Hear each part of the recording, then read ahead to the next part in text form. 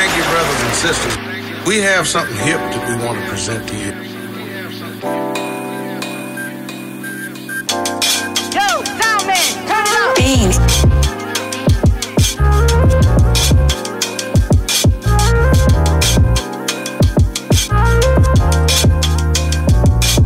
Hey, yo, what's happening? What is happening? Welcome back to Drop the Beat podcast with myself, DJ Wildchild. How y'all feeling, man? Thank y'all for returning. It's good to see y'all again. In studio today, I got one of the homies, one of the young homies, one of the dope homies. Help me introduce my man in them. DJ Mike P. What's up, brother? What's up, man? How you feeling? How are you, man? Man, all is well, sir. It's good to All see is you. well. Man, it's always a pleasure to be seen, my man. That's real. Yeah, That's real. yeah. That's real. So, man, listen, let's just jump right into it. The start of your DJing career. Yeah. Let's talk about it. Starting my DJing career was high school, urban prep. Mm-hmm. Went to Inglewood campus. I have been DJing since 2010. So I was a junior, sophomore, maybe something like that. DJed a bunch of events at the school. But in a particular time, I ended up DJing a basketball game.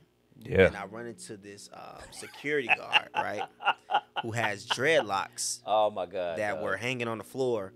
I don't even know how, But I run into a security guard who's kind of eyeing me. And I'm like, I'm DJing in the corner at the basketball game. And I say, why the hell did the security guard got a casket case? Like he a DJ too. You had your casket case. By the way, the security guard was Wild Child guys. But for the slow people in the back. But you had the casket case. You was doing security, but you didn't want to leave your case in the car, you said. Because you remember you had to park in the back. It was still Inglewood. Yeah, Inglewood. So you brought it in. You just set it to the side. And I was like, damn, you DJ? We exchanged numbers. I didn't think it was going to go nowhere. I didn't think you were going to turn out to be a mentor of mine or somebody I consider to call Pops. My Pops wasn't really my life. You know what I'm saying? But the start of the DJing career was literally in high school. I ran into this guy my junior year.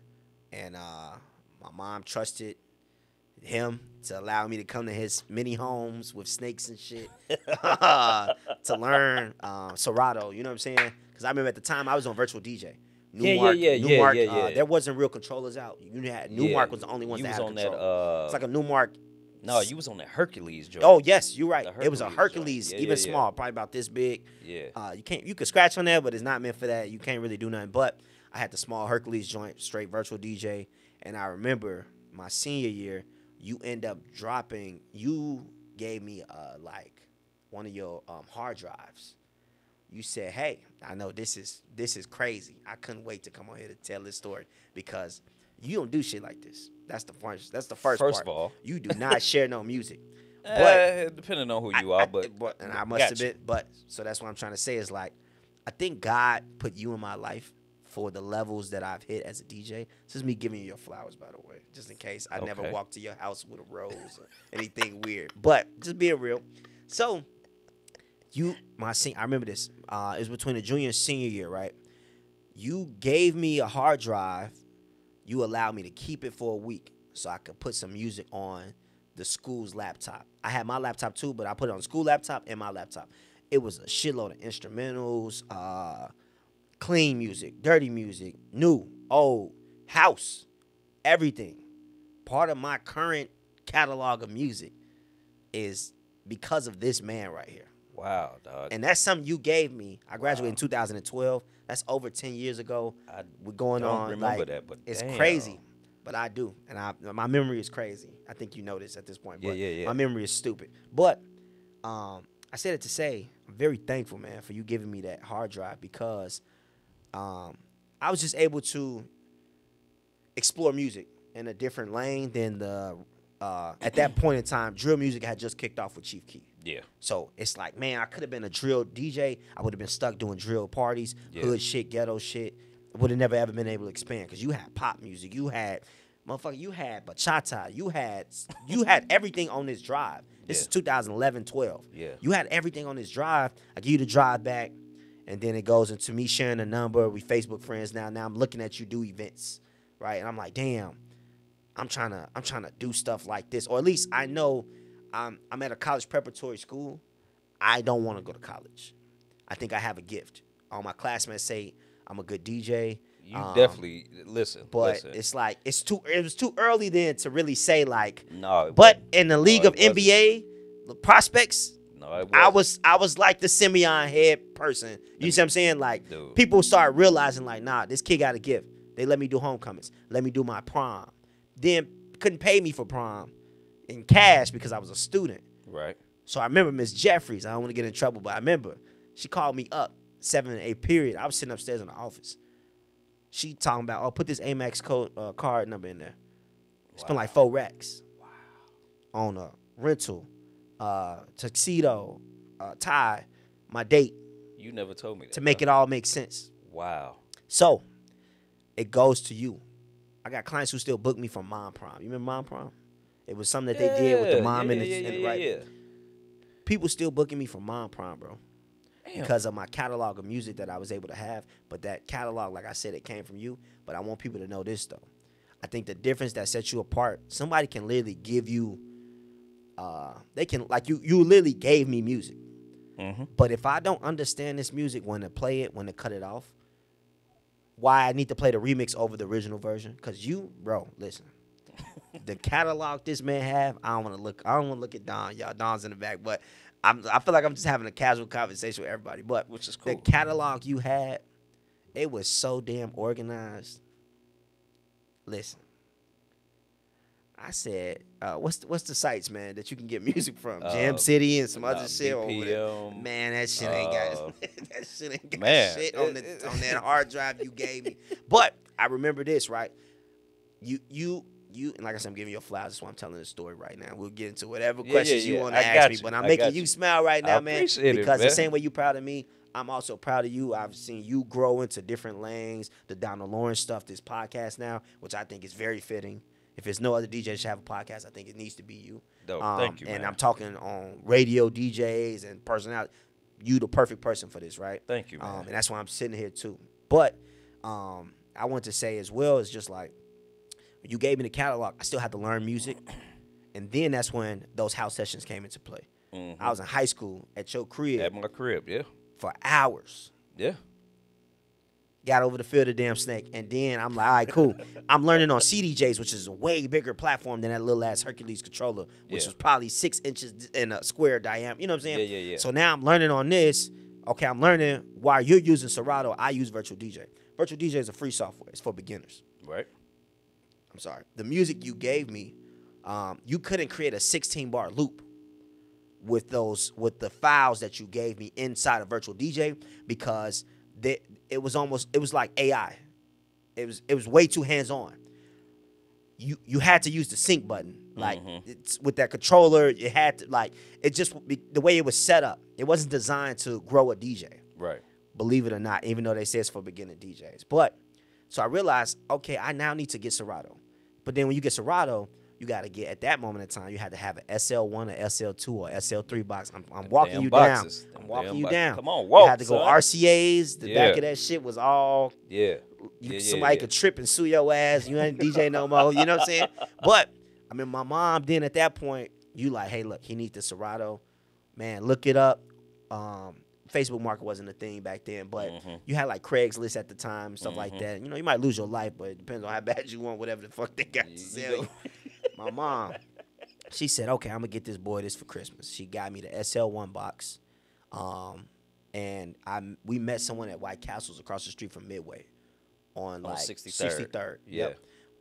We met a guy there, SL1 box with 2 vinyl red records.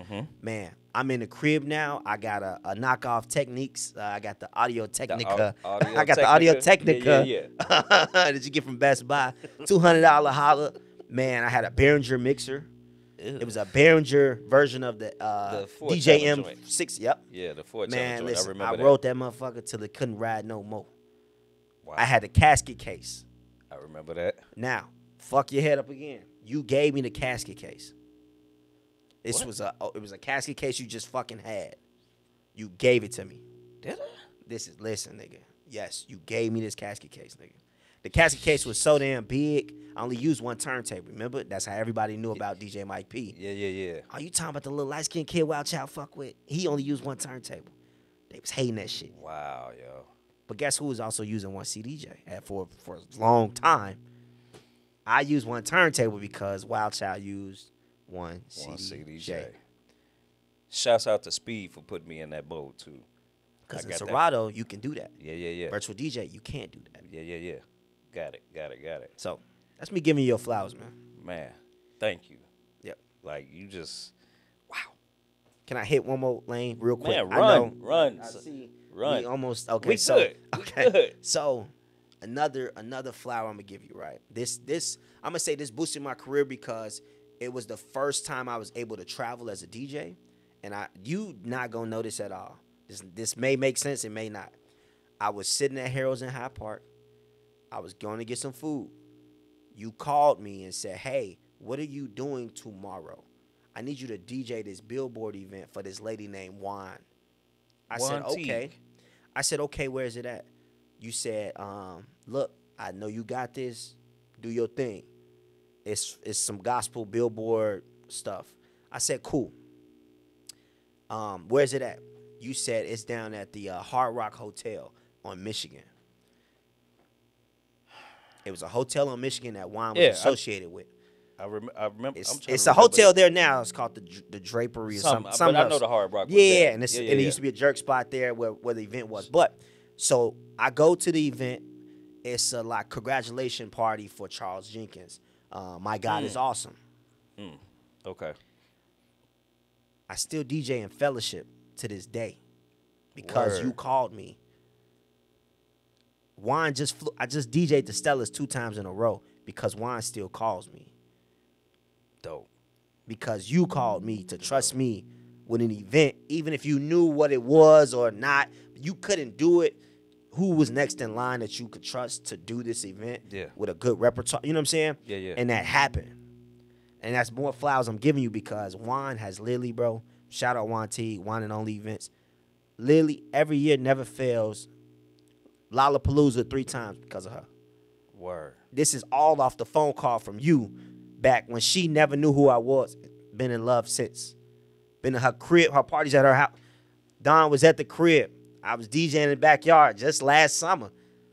It rained like cats and dogs. Moved it inside. Like, wow. Because Wild Child. So I'm rarely in front of a camera because I don't do interviews. People try to get me to do interviews. I don't think that I don't have enough stuff to be interviewed on and nothing like that. But I'm taking the time to be in front of this camera, man. I love you. I'm giving you your flowers. I appreciate you. A lot of y'all see with DJ Mike P, and you can use this as a snippet when you roll it out for the promo. A lot of the stuff that y'all see me, how I play my house music, how I play my old school music, is because of Wild Child. I could call my mom. She would agree and say the same thing. And I play different than you, but at the same time, we at some point in time too, and you would agree on this, we somewhat shared the same clients. Yeah.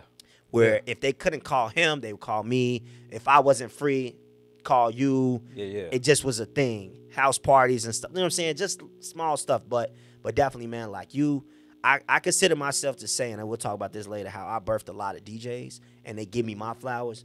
But you literally birthed me as a DJ, like, man, like, that's why I call you Pops.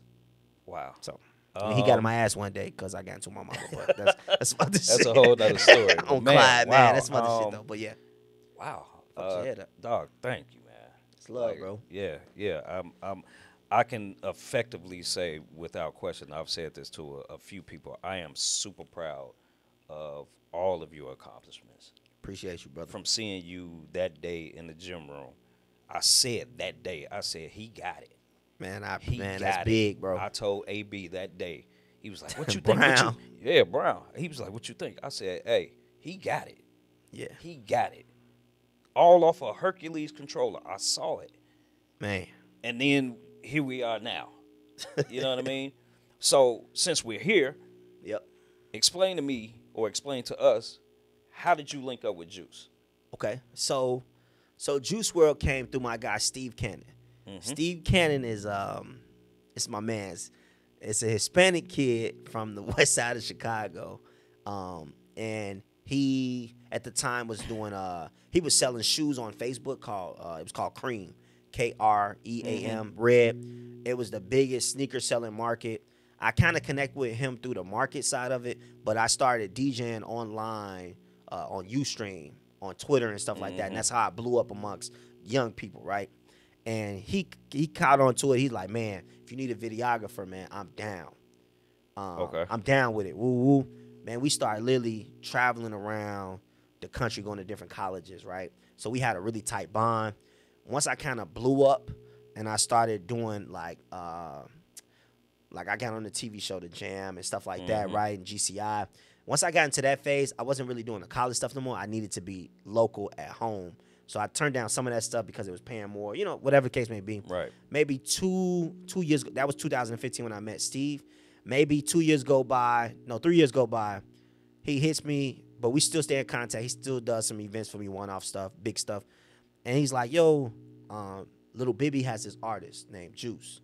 I'm on tour at the moment. I'm finna mess your head up. I'm sitting in Houston, Texas. This is crazy. My memory is stupid. That's what I was talking about. I'm listening. I'm sitting in Houston, Texas, where this is 2018 though. I'm in Houston, Texas. We're performing at the House of Blues, which is next door to the bowling alley, where the Migos member got killed at a year ago or a couple years ago, right? Yeah. I don't know why I remember that, but I'm sitting there on the tour bus. I get a call from Steve. He like, yo, Bibby want to holler at you about this artist. Woo woo. I'm like, damn. I'm still doing the TV show at home. They put me on house arrest to go do this tour. Now I gotta get another house arrest issue bracelet to try to go. And at the time, Juice wasn't big. Right. He had one song, Lucid Dreams, strictly SoundCloud, no radio play. Nothing was really shaking with it in a sense, but it was really growing on the SoundCloud, right? Right. And so I'm like, okay, you know, I've always been smart. I love money. Absolutely. I love money. I love business.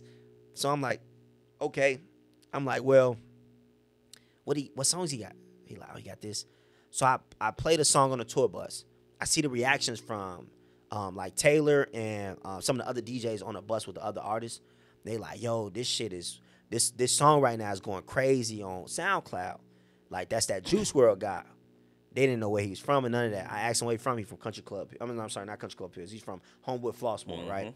So I'm like, okay, let's fake like the crib. So end up, I mean, like, you know, Chicago, we claim ourselves suburbs in a sense, we man. do. We do. We Like, cool with them. We like it. It's cool. No lie. So we go with Juice, man, and I'm like, okay. I'm like, well, I'm wrapping up this tour with this person. Let me know what he has coming up. He ended up doing something at the Promontory. I wasn't able to DJ for my homie. Hoop Dreams ended up DJing for him. So I thought it was gonna be it. Like, okay, well, he got a DJ now. Like, I'm cool. So Bibby ended up hitting me up on IG. We exchanged numbers. We talk on the phone. He like, look. He like, I think this kid gonna be a big ass deal. He like, listen.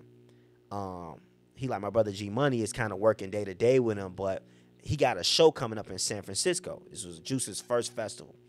It's video footage on this on YouTube. It was literally 60 people out there. He was the opening. He was the first act.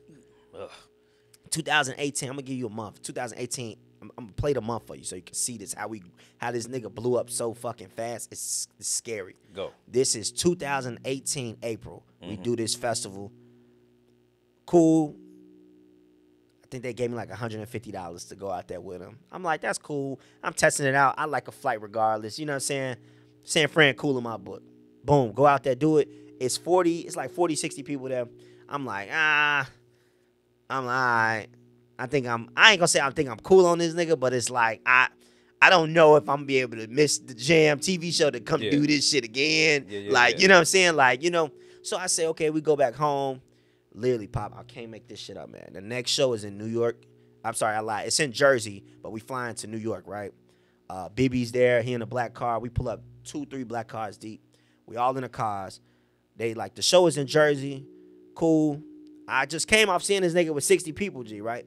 So I'm like, and I ain't hear it on the radio yet or nothing. I'm just like, all right, I'm just here, man. Give me my 150, right? I ain't tripping on this. I like New York City, right?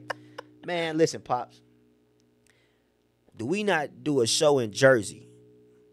Is it not 2,000 kids in this big ass place sweating out on top of each other, packed in like fucking sardines? Do I not glance to the right to see Lauryn Hill? She came to hear Juice Wrld. Nigga, 60 people in San Francisco to 2,000 in a sweatbox ass venue, and Lauryn Hill is behind stage with her phone out recording to my right. So then I realized why Lauryn Hill was there. Wow. Her son was a rapper. So, but she still was excited to hear like Juice. He was the headliner. So I'm like, in a moment, I'm like, all right, let me just play this nigga shit, man. We got 10 songs, but mind you, when we played the 10 songs in San Francisco, that was the longest set it felt like in my life, and we only had 15 minutes. Right. But nigga, nobody knew them other songs except the last one we played. Right. Man, Pop, they knew every motherfucking song, ad-lib. I'm sitting up here as this nigga's DJ. This in Jersey. This is in Jersey. I'm sitting up here as his DJ. I didn't even know the songs. I knew the Lucid Dream song because I liked the song. I was like, this shit hot. Right. I like this. But the other 10 songs that I had, Lean on Me and some other shit, I was like, okay. So that moment, we got back in the car, Lauryn Hill, they take a picture with Juice and shit like that. Kids is chasing down a black car. We go back over the bridge. We go back to the hotels. I fly out the next morning. Nigga, I went to the crib. I studied that nigga music. I said, I got to learn this nigga music. As you should I have. said, no way we going from 40 to 2K. I said, hell no. I said, I'm down for the ride. And not to say I didn't believe in him. I was there when you was with 40 motherfuckers. So I did believe in you. I could have been like, nah, I ain't doing no motherfuckers that ain't known right now. Right. Like, I'm already on tour. Like, I'm chilling. Dig. Nigga, learned that music. And that is how I met Juice, is through Steve Cannon and Bibby. Just kind of connecting. And Juice actually, that was the good part about Juice. He would have you around him if he really, truly, like, genuinely, like, fuck with you. Right. Like, he wasn't like an off, like, if you see him on the street, he speak as a, you know what I'm saying, as a fan or something like that. But if he really fuck with you, he expects to see you wherever we're going. Word. So if we say we're doing a world tour, he expects to see Mike P. He expects to see his security guard, Big Hen. He expects to see whoever this person is and what they're doing. He expects to see you. And if he don't, he gonna text you or ask or hit you up on Instagram. Yo, G, what? Well, yeah. Like I had to do Taste of Chicago one time. Damn, bro, why you ain't? How you missed the show in, he said some shit to me like, how you missed the show in, I don't think it was Germany. It was somewhere in Europe. How you missed the show in Woo Woo? Because we had just did 7 shows together in Europe. But I literally, shout out my guy Frame with DKs. I lived the city, man. I had been doing the Taste of Chicago every year. I had to fly home. It was not a no-go. It's a non-negotiable. Man, listen. And I still do it to this day. We're going to dive into that later on about how Chicago is Chicago. It's going to always be here for you. Yeah. When you fall on your face or when you up high, never forget the city. Never.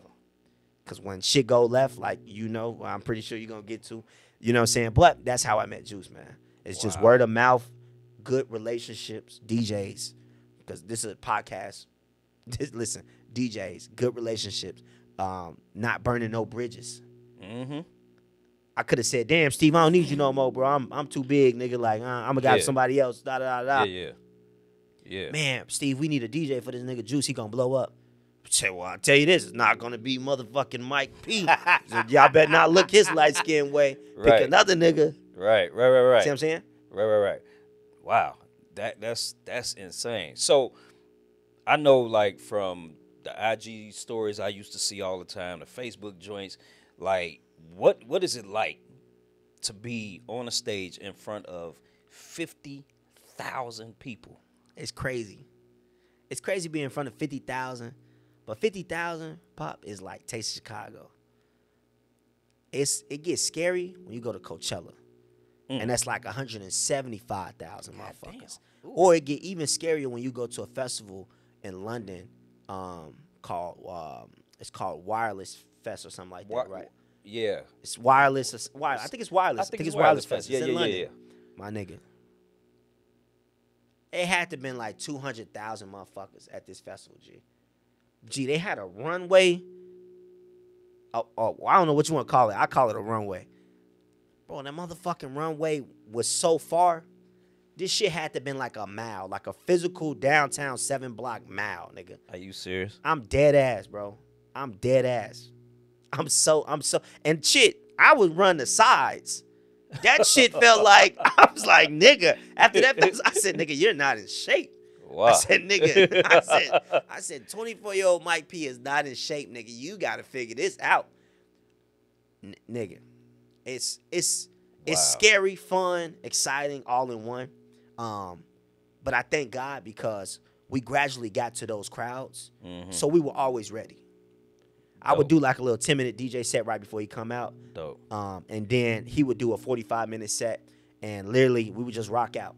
Even when he got the band, it was the still same setup. I would just come from behind the DJ booth and be physically out there with him on stage, hype manning it, hosting, running around with him, taking off our shoes, jumping, throwing water at the crowd and shit. And just like, going crazy. Just going crazy, man. But like, I remember one of those big moments of that time with those bigger crowds was like Coachella.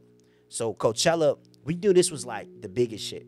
Absolutely. Hell, I knew it was the biggest shit because they had us staying in LA for 3 weeks to like rehearse a full Coachella show.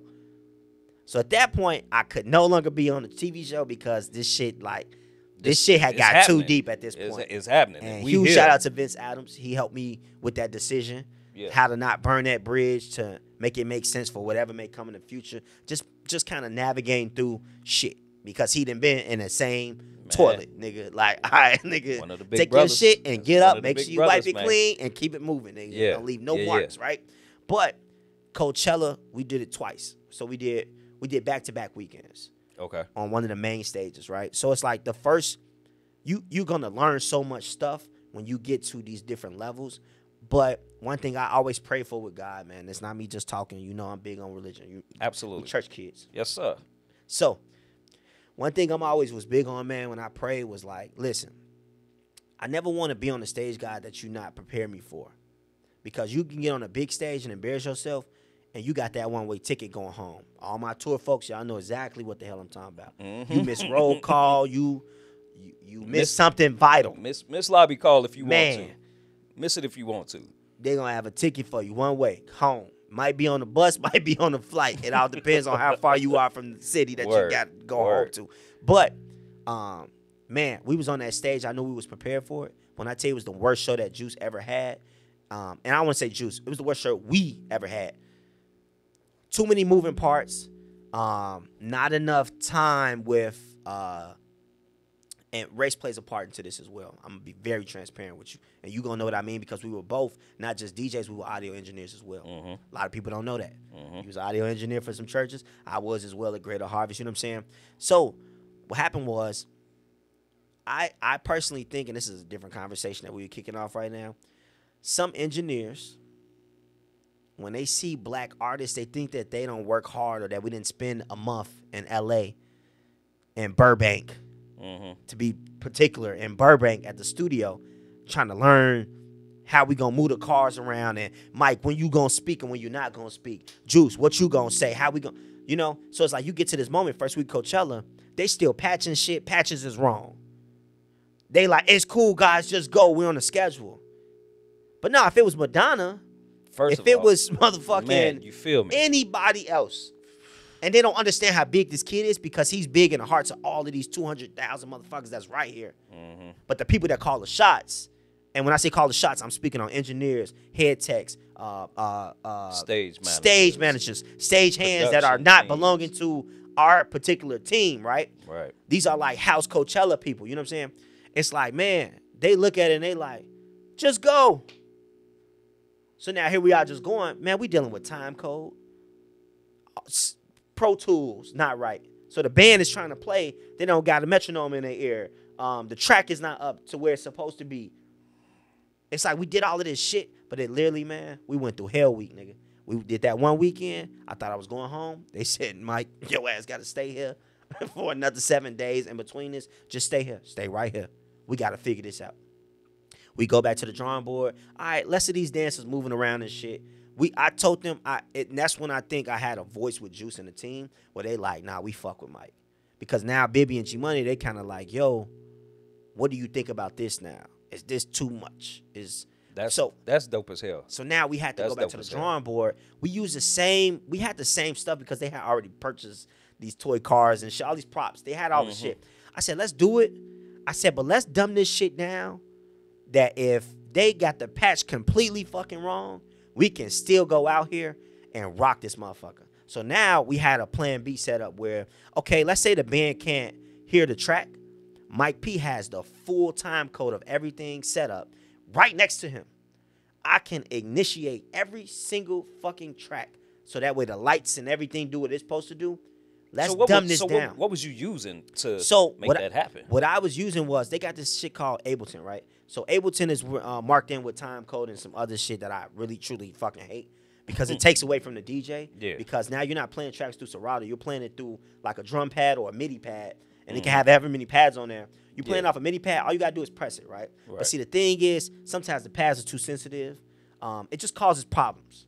It can. That I would rather a motherfucker all the way in front of the house, I'd rather the problem, nigga, be on you. I do never want to. Listen, nigga, I'm going to tell you a story about Nicki Minaj, nigga. Listen, we went on the Nicki tour. Listen, nigga. Listen, we went on the motherfucking Nicki tour. And the dude named, I'm saying names, fuck it. A nigga named Anthony Hunter. Oh, my God. From Detroit. Yo. He had me running Ableton, Serato, and some more shit off my 13-inch MacBook Air. Bruh. Nigga, that processor was fucked. Your processor was listen, crying. Bro. Where the hell they make the BMWs at in Germany, man? I can't even tell you, but that's the city I was in. Wherever the hell they make the damn BMWs in Germany, man. Somebody look that up, please. But we was in there, bro. Dusseldorf, I think, or something like that. Some shit like that, man. We was in there, and nigga, they said, give it up for Juice Wrld. Nigga, I went to play that motherfucking song on that pad.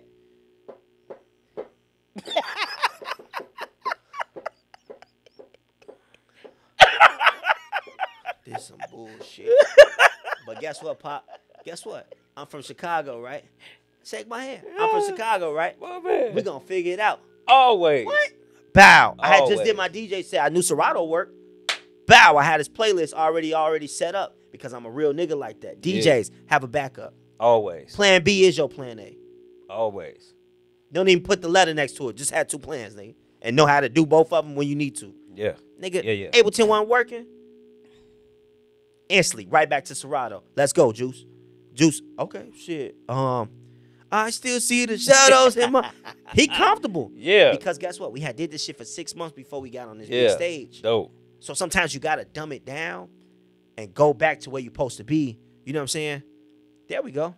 That I can't even pronounce that shit, but that's exactly where it was. Start with an L, y'all. That's where we was at in Germany. That was our first kickoff tour date. And the shit didn't work for 3 more dates on that show.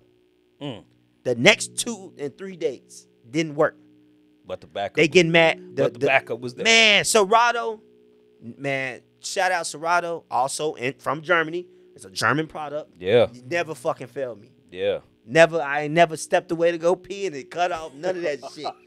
Listen, bro. So that's that, man. When you talk about big crowds, man, this is what comes with it. This is the shit you got to deal with. Yeah. It could be sweet. It could be sweet. It could not motherfucking be sweet. Okay. But you got to be able to roll with the punches as they come in because it's in real time. Definitely. And it's in front of hundreds of thousands of people who paid a price for a ticket for this motherfucker to perform. And when you look at it, you say he's a millionaire. He should be able to perform. Yeah, they don't want to hear that. They don't care. Yo, I just spent my last my last little grocery money to get this check. Man. Let's go. Listen, Nicki Minaj. They love Nicki. Man, she pulled out, and this is Googleable. This is history facts right here. Probably 3 or 4 shows she couldn't do. And people, like, we were literally, I'm on stage. Juice goes first. they finna open the curtains to me. She big as hell on this curtain, naked and shit, all laid out. In pink with some long ass fingernails, nigga. I'm serious. They finna pull the curtain back and split Nicki in half, nigga. And it's gonna be me. I'm the next nigga. Look. Listen, nigga. Where her private parts are is where my head kind of sits when the curtain opens. Nigga. I don't know if it's designed that way. I'm not sure. But, nigga, when that curtain split open, it's going to be me. And first of all, these motherfuckers don't know who the fuck I am. They probably don't even know who the fuck Juice is. They here for Nicki. She's an international sensation. Yeah, man. So, my thing, what I'm trying to say is, her motherfucking, she had this big ass horse or something like that. Man, that damn, I don't know what it was, pony, whatever fuck, unicorn. It was a unicorn, nigga. If the unicorn couldn't fit in the damn venue for whatever, because they couldn't break it apart and shit, that motherfucker had to roll in there. So if the motherfucking doors of your stadium or whatever, you can't take the roof off, can't make a cut in the door, that shit, man, nigga, look, she was not motherfucking performing, bro. She wasn't. That's a big top A-list artist. But that's what I'm telling y'all. Crazy. You have to have two plans. Yeah. So maybe we need a little unicorn. a little unicorn. Or maybe we don't do a unicorn at all and we throw out some motherfucking confetti or something. Have a fire show, fireworks. Something, nigga. These people paid to perform. Boy, you are hilarious. So it is what it is, man. When y'all get in front of big crowds, man, I'm telling you, it's scary, man, but you have to be fully prepared. It was to the point I had 2 setups. Just redundancy. That's all. 2 laptops. That's it. Just redundant. Okay. Just be redundant. I mean, it's sometimes it's necessary. Hell, I had a USB that I would plug into a CDJ that will also, if need be, the CDJ is running in a channel as well. And it ain't the most ideal setup, but that motherfucking song gonna play. So if I can't scratch and do effects and all of that shit, who gives a fuck? I want to make sure this nigga, if I'm getting paid what they was paying me, bro, to be on tour, I want to ensure that I'm doing my job and that this young man can perform to the best that he can. Yeah. I can't control the speakers and everything else, but if it comes to the music supposed to play at this mark, nigga, that is my job. Yeah. I love how do your fucking job. I love how you put that. I love how you do your put job. That. If you the opener DJ, let's dive into this shit for real now. Fuck all of that. If you the opener DJ, do your job, man. That's it. Do your job. That's it. It's not hard. But that's what make good DJs and bad DJs. I was the opener DJ before I was the closer. Facts. I was DJing at a Harold's Chicken on Clybourne for $100 for 4 hours, nigga. It was a comedy show. I remember. I was in that motherfucker like this, nigga. Yeah. It's a video and picture of me DJing because the ceiling was so low. I was in there. Yeah. Like, that's what, you know what I'm saying? Like, that's you got to do your fucking job. Yeah. So let me ask you this then. Because there's always that term opener, closer, which I myself, I get it, but I don't necessarily like to run with that. Yeah. What would you say, and I'm sure it's probably universal, but I just want to get your opinion. What would you say the job of an opener is? I think the job of the opener DJ, one, let me say this. I don't believe in opener and closer DJs. I think it should be one DJ. If it's a club, it needs to be one DJ. If it's house music or something like that, where it's a genre of music that is very expansive, like you have the Chosen Few picnic and it has 12 niggas lined up, each nigga getting 60 minutes or 2 hours, you know what I'm saying? That's fine. But when it comes to like hip hop or a standard club, nigga, like 50-yard line, whatever case, new dating game, it needs to be one DJ. Because what happens is this, and I see you kind of on the fence, right? But I'm gonna tell you what happens. When it's 2 DJs, all this ego shit is created. Because a nigga coming in to close is like, nigga, did you play Glorilla? I know you ain't just play, or in house music, I know damn well you didn't play Percolator. I know you didn't. I don't give a fuck if it was the Mike Dunn remix or not. I know damn well you didn't play that. Because this is my thing. That's how I look at it. A good DJ can DJ for 4 hours or 6 hours. Yeah. Don't matter. Yeah. When you do a wedding, you ain't got no motherfucking opener DJ at the wedding. Absolutely not. You do a Sweet 16, you do a private event. My private event for my clients, like Walgreens, it's not 2 DJs. They would tell me, boy, if you get the fuck on, why we paying 2 niggas to do one thing when Right. It's the club. Right. But that's how egos get birthed. It's that club shit. It's the industry. It's, man, and the closing nigga gonna get more money than you. So now you gotta fake stick around and see what the fuck he doing different than what you is. Now you comparing yourself to this nigga. When that's black folks in general, not just DJs. Everybody compare themselves to the next nigga. You probably now, because you in the podcast shit, you looking at another nigga that's doing a podcast somewhere else. Not comparing yourself probably, but you like, all right, look, Don, well, we at least gotta change the light and we gotta do this. We gotta add this. That ain't true.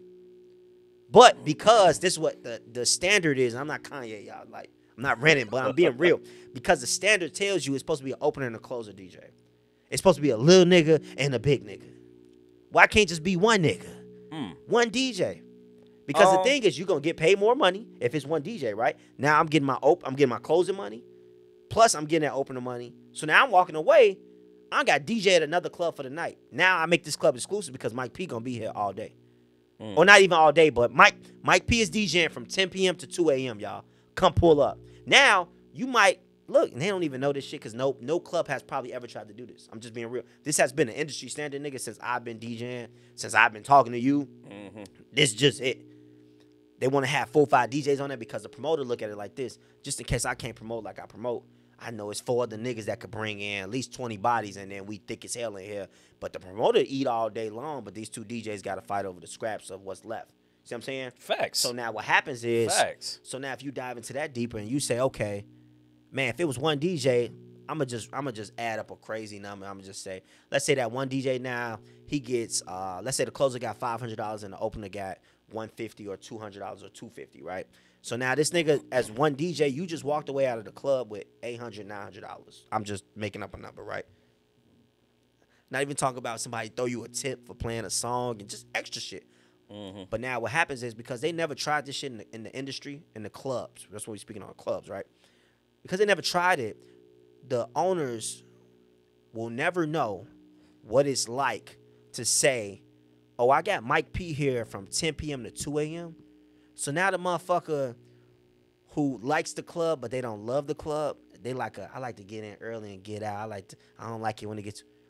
Now your bar just did $2,000 in the first 60 minutes from 10 to 11 p.m. You've never seen that done before. You've always made money off your bar, but if you've never seen 2 racks in an hour, man, now I can take you on this musical journey and show you why I'm Mike P. Why he's Vince Adams, why you're Wild Child. I can show you this. And I know I get there, I could DJ on what I want to DJ on. I don't have to, if I don't like the club setup, I can now come before the crowd come. I can bring whatever I want to bring. If I want to bring some shit. If I say I'm cool with using whatever it is y'all got, cool. But now also, too, the equipment in the club. Yep. That's why I don't believe in opening and closing DJs. I don't drink. You know that. I've never drunk a drink in my motherfucking life. I don't drink. Yeah. So my thing is this. If when I come in, the nigga was drunk before me, now the crossfader fucked up. The controller is sticky as hell. I cannot perform at the level of the closing DJ, what I'm being paid to perform, / what is expected of me because the equipment does not work. Who's at fault for that, Wild Child? It's not me. And I'm Mike P. I'm not walking in here with shit. But that's the birth of the ego. Because I am Mike P, I should at least have something in my bag. It should be an SL1 box or some interface or some Newmark small-ass controller. Just something, nigga. Right. Like, right. I said I like money. I like business. I want to do good business. I want to get paid. But the nigga before me is either ill-prepared or he shouldn't even be in this setting. Because typically an opener DJ sometimes is someone who's an amateur. Maybe they've been DJing for less than 5 years. The promoters don't really take them serious. Nigga, you getting paid in cash that night, but this little nigga, he getting paid in 2 weeks when they say they fucking feel like it. Or at least when they realize like, oh shit, we need this nigga again. Well, did we ever take care of him? I'll just send him that shit. And you knew you had it. You knew you could have gave a nigga that shit from online ticket sales before you even opened the door. But you chose not to. But now he's feel disrespected. Now that opener, now it's a group of opener DJs that don't fuck with me and Sean Mack and Charles Protege and Vince Adams and Wild Child because, well, I had heard what you didn't hear shit. You heard nothing. I didn't speak to you. You heard nothing. What you did was you feel away because of some promoter bullshit. You watched them give me my money. I didn't set that up. I mean, if I tell them I want to get Zelle to some shit, like, I guess that's my preference of payment, right? Like from an employer standpoint, you know what I'm saying? Like, what you want, check every 2 weeks, every Friday, or what you want to do? Yeah. But I'm not trying to shit on you. This is life. Like, this just, niggas, but y'all never took care of him. But now the closing nigga walking out the club, we fake out, look over our shoulder. It ain't because of a nigga trying to card you. It's the nigga that was just opening for you. He feel away that you... So let me ask you this: in the aspect of that, then, right? Opener just saw you get paid or whatever. You didn't peep the opener get played. Do you, as the closer or the headliner, whatever title you want to get, do you step in and be like, "Yo, did you take care of my mans?" So I'll be transparent, man. I done stepped in for niggas before. I'm not saying names because I'm not trying to put Please nobody on don't. Front Street. I'm not gonna Please do that. But don't. my thing is, I've stepped in for 2 DJs before, because niggas I thought was solid niggas wasn't solid towards these niggas, but I like these niggas as DJs. Right. Either I love them as opener DJs or whatever. I fuck with these niggas. Right. So it's like, oh, okay, well, I know I have a good heart. You know what I'm saying? I'm a good guy. You know what I'm saying? Let me speak up, and it's worked in one situation it hasn't worked, where the nigga like, yeah, Mike, I got you. But also too, taking it on the other side of the curtain, right? Well, yeah, nigga, he ain't pay you because you fucked up the club's controller a year ago. So you kind of paying off, regardless if y'all got it on paper or not, nigga. You're paying off the brand new S9 mixer they brought, and you was the nigga DJing, and you know what I'm saying? Yeah. Or you was the opener, and you got in bed with the promoter. Not talking about like y'all had sex. No, like I'm talking about like you got in bed with the promoter on some.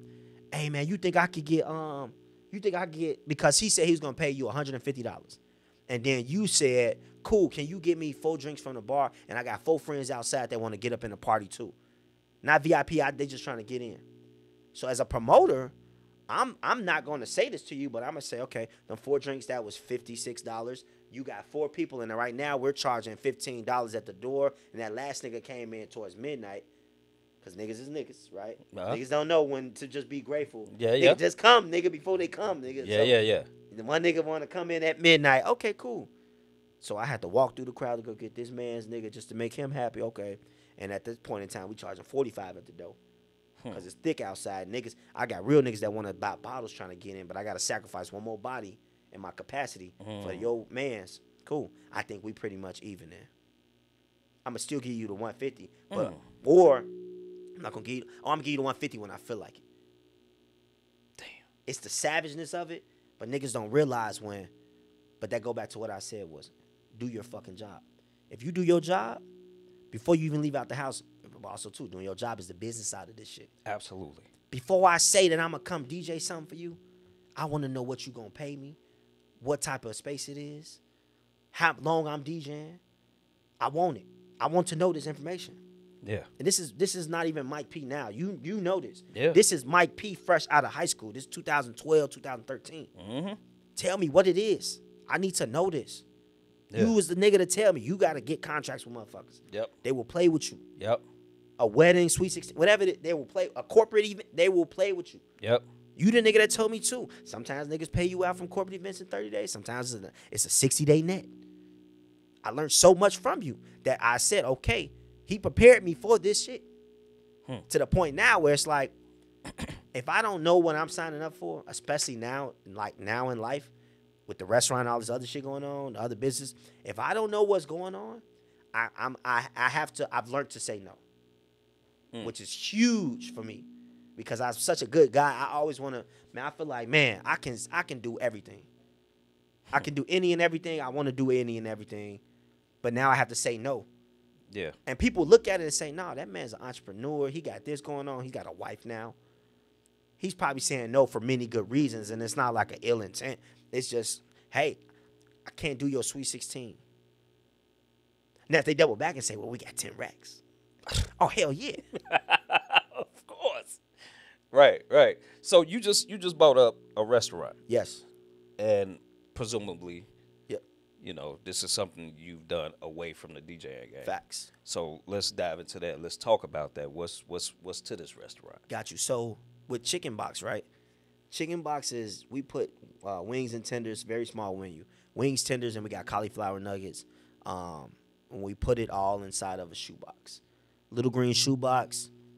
It's something super dope, something cool, something that fits me, fits my brand. It's not corny, you know what I'm saying? And the TikTok crowd / Instagram and Facebook social media, they have caught on to it like a wildfire. And Dope. like it's been a big blessing. Dope. But why the shoebox? The shoebox, it was just on some cool shit, to be honest with you. Just like, it was just on some like, man, eating chicken one day, you look up and you like, damn, like, this would be dope if I put this inside of a miniature size shoebox. Where it's like, it's just big enough where it's the equivalent of a tray of Harold's, you know what I'm saying? Got you. But, Okay. but dimension-wise, you know what I'm saying? But something that was just kind of like, damn, And then two, as we started going, like kind of prior to us opening, I started realizing like, damn, when the head cooks at Harold's go on about, go on Beyond Yonder and shit, and Uncle Remus and other black established chicken spots in the hood, who's left to carry these recipes? Or how do we transition into the new generation of kids who may not like Harold's? Because now it's a door open for Raising Cane's. And I'm not going to talk shit. That's not what I'm here for. But I don't understand it. I don't think the quality is there. They don't have sauce options. It's not, you know what I'm saying? Right. So, but when you have that capital, though, you can do anything. You can do all things Yes, with sir. capital. Yeah. And God on your side. You can do it all. Absolutely. But it's just kind of like we're that new generation, Uncle Remus, Harold's fusion. But then it's like but then what scared me was older people also love our food because older people work at the buildings across the street from Chicken Box. So our lunch crowd rush is crazy. Okay. But they heard about it because their son saw it on TikTok.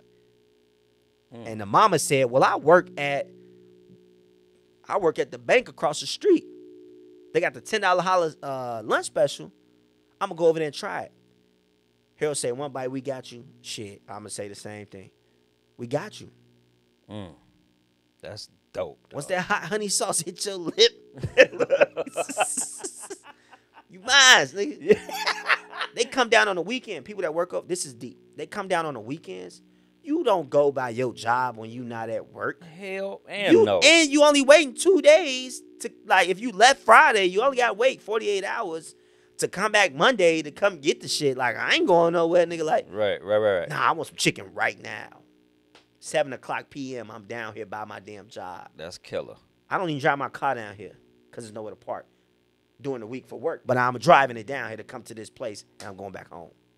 That's crazy. So it speaks volumes at that point. Yeah. But that is Chicken Box. How That long- is the restaurant. How long y'all been open? We've been open. We just hit a year, January 20th. Congratulations, boy. Man, I appreciate you. Man, congratulations.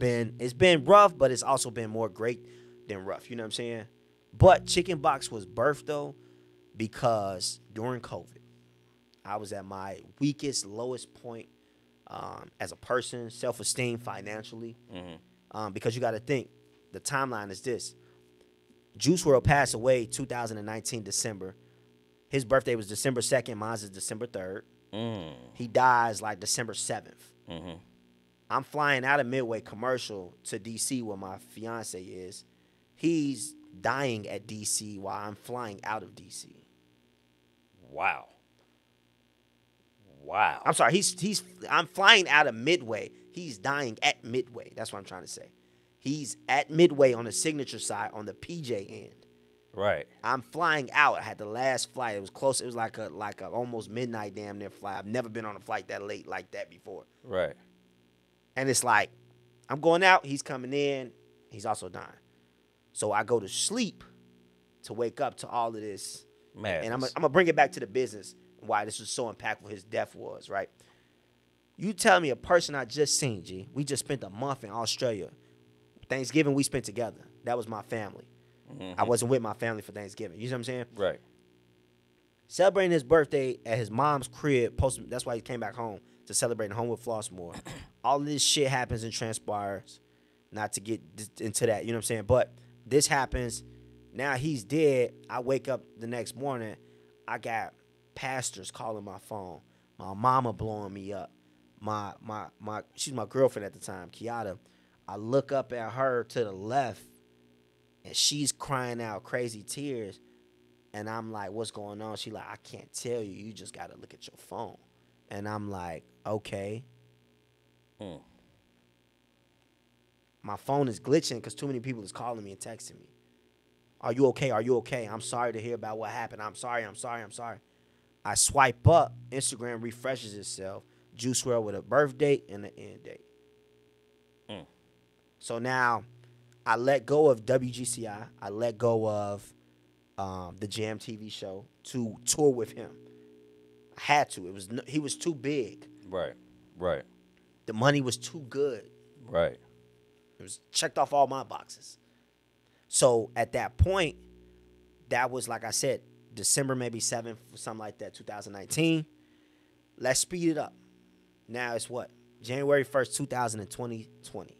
Mm-hmm. Thank God for All-Star Weekend because the hell that we went through less than 30 days after that with COVID. So I got hit off my main bread and butter coming from Juice. He passed away. Now I'm ripping back. This is what I talk about when I say Chicago's always home. Chicago, looking in the camera, y'all held me down. Persona, Bevy, Y-Bar, these clubs. Nigga, when are you coming back home? We got you. Dope. Promoters. Bro. What? Man. And I wasn't opening. I just said I don't fuck with openings and closing shit. But they still gave me the respect of who I am. Regardless of me being on my motherfucking face and ass. And show love. All-Star Weekend kickoff. Most money I ever fucking made DJing at one time in 2 days. Because it was so many fucking events. Sprite calling me. Mountain Dew. 18th. All Nike. Jordan. Boom. We get through that shit. St. Patrick's Day weekend, nigga. Prisker gets on TV. I'm still people didn't even know this. I'm revealing shit on your podcast, by the way. Nigga, I lived in D.C. People didn't even know this. When I was on tour with Juice, I never lived in Chicago. I lived in D.C. I would fly back and forth because we was coming from, like, Australia and shit. And, like, I'm on a long-ass flight, a 21-hour flight, just to fly to Chicago for a half a day. To fly to D.C. to where my girl is. I was like, I can't do this shit. And I'm paying rent on some shit that I was never at this crib on 1727. I never was there. I was paying good money at that time. I never was at this crib. I said, I can't do this shit. We figured out what makes sense, what make it smarter, and we moved like that. You know what I'm saying? But bringing it back to the business side of why I chose to open up Chicken Box, right? Because before Chicken Box, and shout out my man's Rico Nance, there was Chemistry. Chemistry, steakhouse in Hyde Park. He created a lane for me to have ownership in it. Yeah. And a partnership there. And not to get into that, but it didn't work out how we wanted it to work out. Yeah. Still my dog. Still my brother. Big brother, I'm going to say. You know what I'm saying? And that's not burning no bridges. Because the amount of information of the restaurant game I learned, just like I learned DJing game from you, it has now catapulted me. I am now in the restaurant industry, and not only do like the Nikki Hayes of the world and Dawn and just other restaurant people who've been doing this shit for, I just told you we just hit a year. Yeah. They got many years under their, many fails, many wins under their belts. Yeah. And the amount of respect that they have for me in this industry, but it's all about how I come into the industry. I don't come in there like, man, I'm that nigga Mike P. And wifey checked me on that. And I thank God for wifey. She checked me on that. She was like, look, you can't walk into their industry, bro, and think you that nigga. Because, yeah, you that nigga behind them turntables. But this shit is a whole different beast. You don't know about locking in prices with where to go and get poultry and French fries and all of this shit. Right. So it's like, you got to learn this. Yeah. I took the time to learn it. As you should have. But now the numbers are producing themselves. So now, once again, you have to respect this person. So that business side of it was all created because during COVID, we couldn't, during COVID, we couldn't, I didn't make no money. I was doing the virtual shit because honestly, the only people that was really making money as DJs, and you can probably attest to this, if you didn't have a true brand, and a true following. And a true following and true clientele. You were not DJing during COVID. If you were, you was at one of them parties that was getting shot up and shit. That was on Spot News and shit on Facebook. Oh my God. Your ass is on there almost losing your damn life. But niggas like me and you, we virtual DJing out the crib. We trying to figure it out. Staying afloat, PPP in it, nigga. Some more shit. Trying to make it all work. Yes. And yes. I'm sorry, y'all. Oh my God. He done broke the rules. I'm sorry, y'all. Broke the rules, and just, you know, believing in your faith, man. Yeah. That was those I'm gonna call it and say it was 3 years. Really probably like strong 2. You know what I'm saying? But dude, if you didn't have a following, so I said, okay, Prisker, the governor, he shut down the clubs. That was my main bread and butter. Because Juice passed away. I'm in the clubs. They calling me like crazy. you snatched that from me too. Damn. Yeah. You know, but I never lost my faith though, man. Yeah. That's why I say with this DJing game, we not just people, we not just DJs, bro. You a person in between. Like, you still gotta be a human, G. Like, you gotta do right in the world. You still gotta you still have to motherfucking contribute to society. Absolutely. Like, you have to. Like, it's just, and it's not just playing records, nigga. You gotta go buy property. You have to save money. You have to create a family and birth other DJs. You have to mentor other DJs or people who like music. You have to say, this is a big thing. You have to say, yes, your song sounds good, artist. No, your song does not sound good, artist. You have to contribute to society. We control this shit. Ooh, so at the end of the day, I had to have another business. So once they opened up the clubs and stuff, right? If you were a hot DJ before COVID, you was the first motherfucker getting dibs at the best shit. Boom. I took that bread. I said, I know what it feel like to not have. I won't feel that shit again. Give me that. Give me that. I'm taking everything. Sweet 16s that I said I wasn't going to motherfucking do. Weddings I hate doing. Reception, give it to me. Man, we stack. Chemistry came along. Took that bread. Stack. Cool. Left chemistry. All right, cool. What you want to do next? Well, I got this idea about this chicken box shit. All right, cool. Let's find a spot. God diverted me to Financial Place.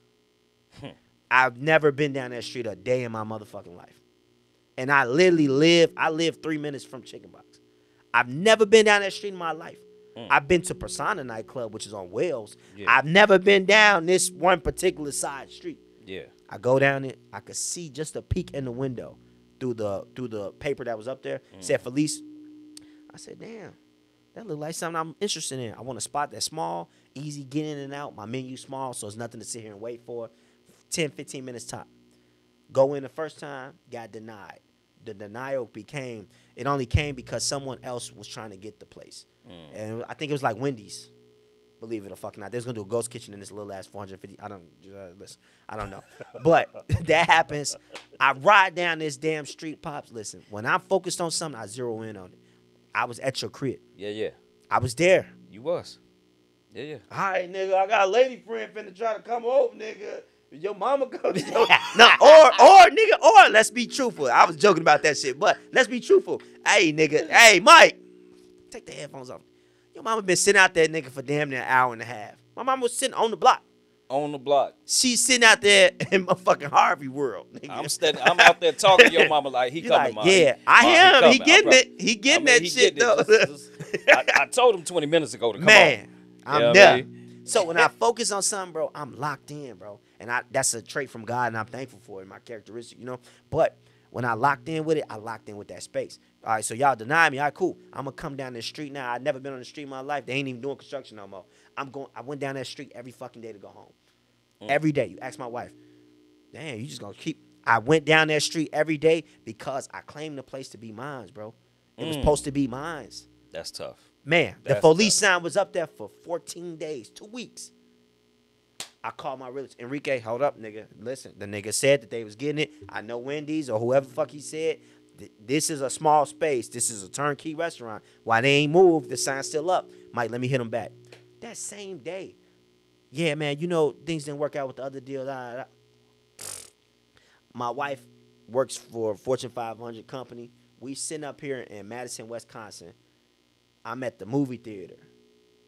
The lease come on. Sign it. Sign it. Ain't even seen the shit. Sign it. Sign it. What's up? What we doing? That's tough. That's so tough. All I did was peek through the window to see. That's so tough. I know if I want it, God put it in my heart, it belongs to me. Whatever's behind this door that we got to deal with, some shit we have to deal with, HVAC shit. Of course. But we got through it, nigga. Dope. And I'm here. I'm there for 4 more years, nigga. Dope. See what I'm saying? Yeah. So when you zero in on certain shit, no distractions, and you know what I'm saying. Mm-hmm. But you have to feel what it's like. You know that in my church they say no cross, no crown. Mm-hmm. That cross I had during COVID was heavy. Mm-hmm. Cause I'm sitting up here. I want to marry this girl. She deserves a ring at this point, nigga. We've been together, nigga. Yeah. Now you get them questions. Well, then how long y'all just gonna just out here just been doing what y'all been doing and go. Shit, y'all done moved from one city to another and shit. You Like, know how that go. and you Mike P, you got the motherfucking X6M. Ooh, you getting the rap on it. You got all the shoes. Everybody love you. What's going on with her finger though? This voice though. So I'm hearing that shit from one side. Oh, I'm my like, God. motherfucker, I don't got no money, nigga. I don't got it. Well, we got something, but we need to keep this shit for the first, and the first after that, and the first after that. Yeah. Thank God they was letting us divert. I'm being candid. Thank God they was letting us divert or delay car notes, nigga. Dope. Nigga, bills is still coming in, and the world shut down. How the fuck that sound? How the fuck that work? I shouldn't have to pay a water bill because the nigga that serviced the water, his ass shouldn't be at motherfucking work. How the fuck I'm paying for electricity and ComEd is telling me the niggas that work at ComEd saying they can't even go in the damn thing to fix your motherfucking meter without a motherfucking match. So what the fuck am I paying for? Don said DJs is funny, and we are. But I'm being real, right? What the fuck am I paying for? Now, rent, shit like that, I get it. We live in this motherfucker, I get it. That don't stop. But what the fuck am I paying for during COVID? So now here I am. People don't even know this because I still had a smile on my face, nigga. I was mad at the motherfucking world. Literally. Duh. But I thought about it. I said, well, damn, the world know how I felt when Juice died now. Yo shit shut, nigga. Wall. And you don't know when the wall gonna come, when it ends, nigga. Yeah. It's a wall. You don't know how tall it is. Yeah. You see no end. Yeah. But it humbles you. It makes you grateful. Yes. Absolutely. So now I can sit there and I'll fry your chicken. I'm humble enough to do it. Dope. Niggas will go in chicken box and see me on the motherfucking fryer, bro, and be like, well, damn. Hey, man. Well, this is damn near the best fucking chicken you didn't cook, nigga. It's a humble. I'm a different nigga now. Yeah. I still like what I like, cars and shit, but I'm a different nigga now. Where it's like, man, I saw it. That's dope. And I had never been through no shit before. You know, like, you ain't never got no motherfucking call from my mom. Mike done got shot over there at the damn BP by Earp. Nothing. Nothing. My grades, shit like that. Yeah. Typical shit. But never has, Ever. you, Pops, you ain't never at night said, I'm worried about this nigga Mike. Shout out to Mama J. Never. You never, listen, nigga, you never in your life said, I'm worried about this nigga Mike. Let me call this nigga because no, you hit me because you know, what's up, man? I saw you on the expressway or some shit. I see you got this going on. What's up? Checking in. That's it. But that's what it is, man. DJs, you got to humble yourself, but it's not really on them, no. It's the industry that we in. Because if it's one DJ at one spot, all right, cool. You take this Friday, he take the next one. Or if you a true resident DJ, don't two motherfuckers live in your house. You the resident of your house, nigga. Like, yeah. So now when you go into the crib, damn, the refrigerator broke. When was you gonna tell me that the fridge broke? Opener resident, nigga. But you didn't. Now he feel like because he didn't tell you, because he macking on the shorty, you ain't know that the shit, now y'all got a beef in the booth. Now the shit goes outside of the DJing booth. Yeah. And the DJing culture is already so small for those DJs that are fucking good. Yeah. You talking, dog. You talking. That's what I'm saying.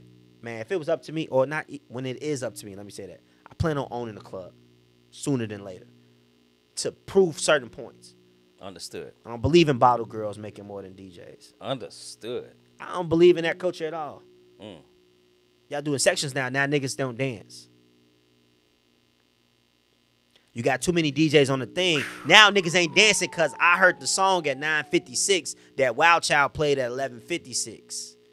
And Wild Child wasn't here because his ego didn't say that he needed to be at the club at 9:56. Wow. So he walked in thinking that these niggas got to respect me. I'm the closer.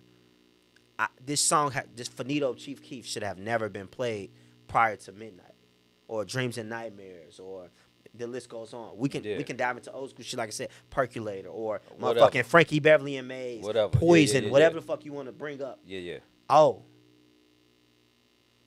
Now you wondering why you don't get the response that you supposed to get from a song that's a banger.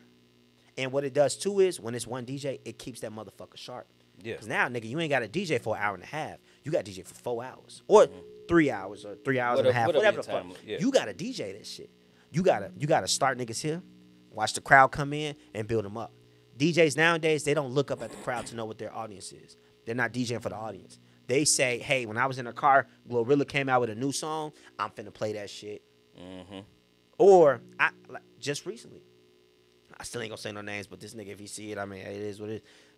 A motherfucker opened up for me at Era, and this nigga, I could tell that this nigga had played all the bangers, because when I came in to play the bangers, nigga, I wasn't getting the reaction that I was supposed to be getting. It was like, I got a reaction because it's Mike P. Look at his jury, look at him. Like, you know what I'm saying? Like, it's not a facade, but necessarily. It's just the status of this nigga, celebrity status of this nigga, right? Right. But I'm like, nah, this shit. But because I'm a great DJ, right? Taking out the heavy hitter shit. Like, that's, nigga, I'm a real, like, you know what I'm saying? I'm a real heavy hitter for real in real life. All right, now I can walk niggas down. So it's a trap-ass party. Let me play some throwback trap music.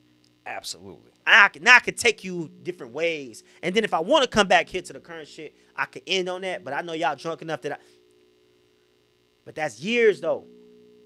So when you just an opener DJ and they trying to play with you, and you going up against the closing DJ, you like, man, I want to get in my bag, too. And you think getting in your bag is playing the newest shit. One whole time, bro, you could have a killer-ass set, nigga. Playing some off the... Man, listen. Playing some good shit. And Playing it can get... throwbacks. Man, and it can really be like that. Yeah, absolutely. Now I'll give you this one, right? And you tell me when to shut the fuck up. I know this is your podcast, man, but I'm going to give you this just to show people, like, how this works, though. Because it was a little story about me at High Park Summerfest. And my big brother, Dave Jeff. We just got back cool, right? And with that story was... Well, people on the outside was looking at it like, man, Mike was being bigger than what he is or trying to be. He don't want to open up for, you know, like, it was even to the point, I'm candid with it. I had Jay talking to me, Jay Illa, talking to me like, damn, I heard through the grapevine or whatever. He didn't say grapevine, but he just said, I heard that you wanted my slot at High Park Summerfest. But that's that telephone game shit. And that's the egos of the industry. And it's like, no, what happened was I had been doing High Park Summerfest when the shit was Brewfest. I'm still a little nigga. I just turned 30, pops. Yeah. I'm still, listen. Yeah. Nigga, I'm still a little nigga. But I was the youngest nigga they had at Brewfest. This was in High Park when it was one motherfucking block. And the stage only went, it didn't go to the sidewalk. It went from the curb to the curb. Curb to curb, yep. And the parking lot was where Diego was doing the brew shit at. And in front of you on that street, because my memory is stupid, we took a picture. I had on camo pants, and you had like a camo jacket on, nigga. I performed that day before, and you performed that day. And it felt like a real street festival, because it was what? In the street. Yeah.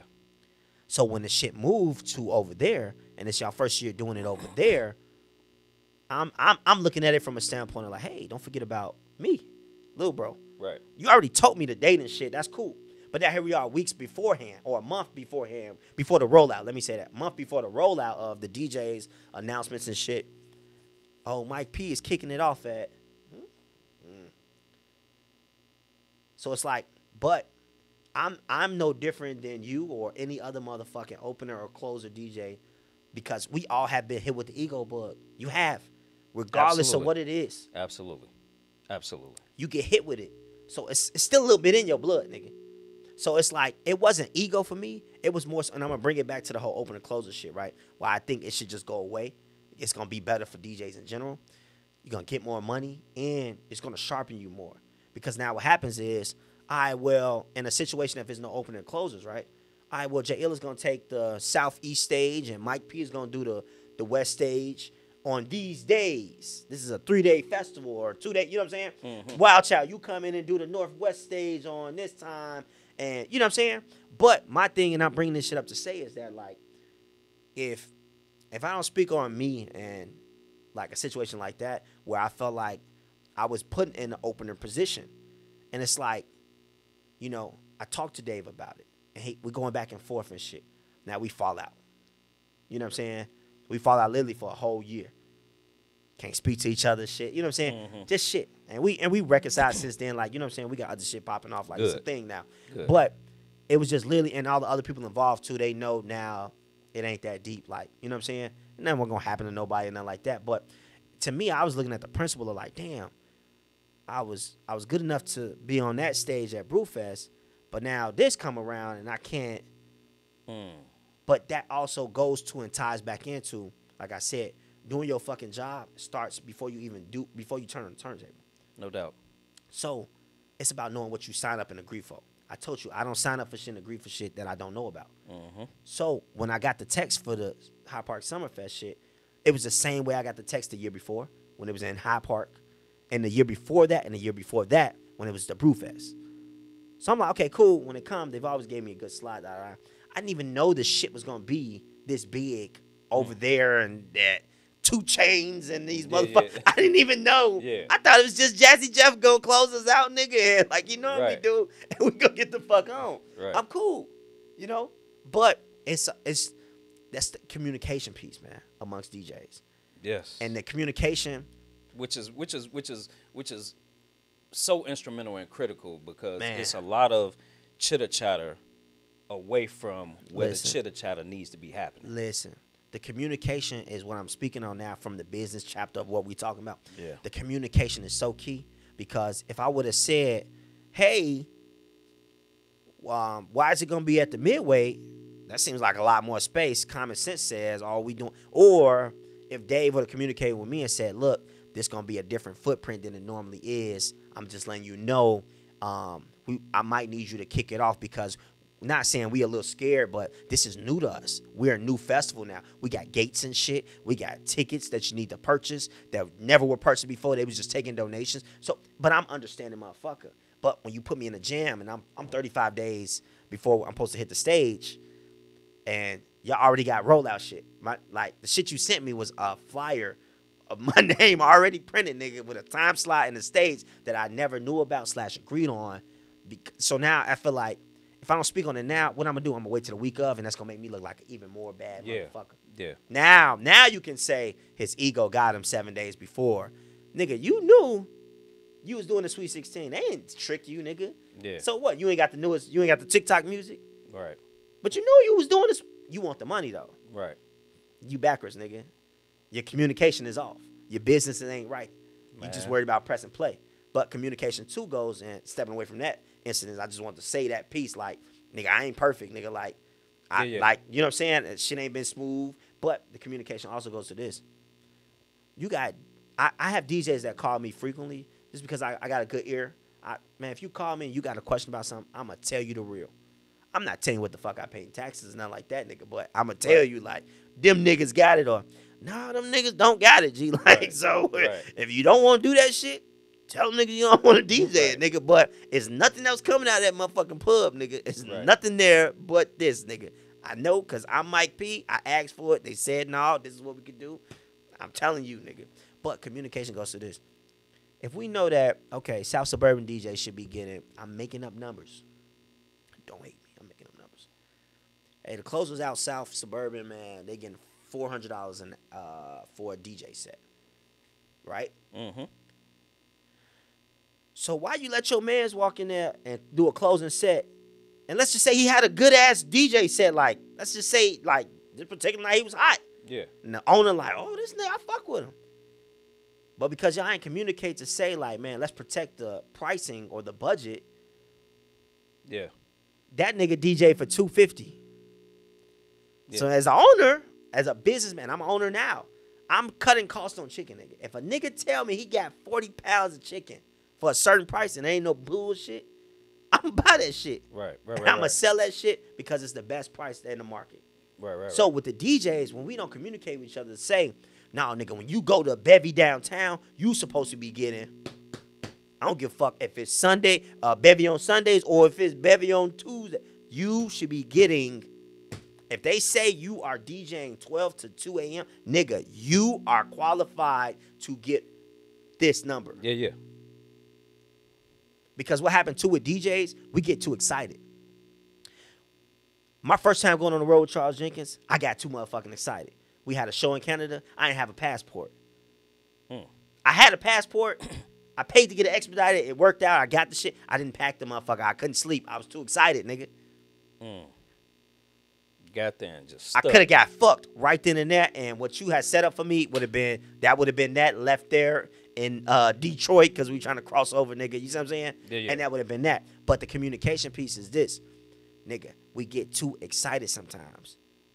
Definitely. Man, Chrisette Michelle is coming to town. They want somebody to DJ.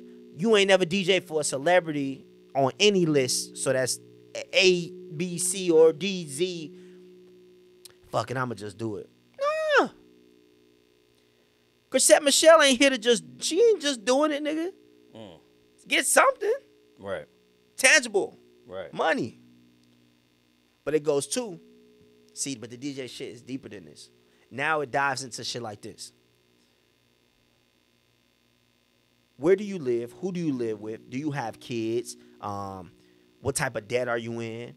That's gonna make a motherfucker say, man, fuck what Mike P talking about, nigga. I'm gonna go get that $100, nigga. I'm gonna keep on opening, nigga.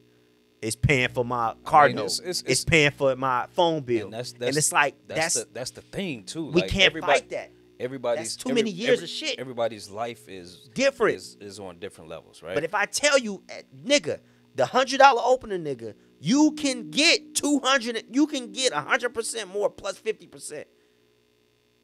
You're qualified. Listen, you're qualified. But it goes back to that industry talk that we talked about. Facts. Until all that shit gets broken, it'll be the same cycle. But let's shift gears right here. Because we've been here. We've been here. Facts. Give me 5 DJs, and we're going to end it on this. 5 DJs you absolutely love to hear play. 5 DJs I love to hear play. It's going to be Jazzy Jeff. Of course. It's going to be Wild Child. Thank you. It's going to be Jay Illa. It's going to be DJ B-Man. And it's a new nigga that's coming out. His name is DJ Preem. Preme. I love to hear that nigga spin because he remind me of myself. Them 5 motherfuckers. Nice. So how smooth that was off the tongue, nigga. It went hard. I ain't have to, let me think. Nice. 5 niggas. Nice. Well, look, man, thank you for coming through. You dropped, like, for such a, like, dead ass, though. For such a young dude in the game, and just a young dude, period, you dropped some good knowledge. You know what I'm saying? And hopefully the viewers take it and do what they need to do with it. Facts, you know man. what I mean? We got to talk again. We will talk again at some point. Give us some shout-outs so we can go on and get up out this joint, and we'll call it what it is. Follow at Chicken Box Shy. That's it. Follow at Chicken Box Shy. Y'all know who I am. Listen, don't follow me. Follow at Chicken Box Shy. Yeah. So, man, that's it. That's it. This has been one hell of an episode, man. Thank y'all for tuning in. Until next time, it's your man, Wild Child. Once again, I definitely got to send out shouts out to my sponsors. One of my sponsors, Krishan Lampley, Love Corkscrew. You know what I mean? Candle Delight. Eat with Nikki. We thank all y'all, man. We thank all y'all. Until the next episode, it's your man, Wild Child. I'll holler at y'all in a minute. Peace. Brothers and sisters, we have something hip that we want to present to you.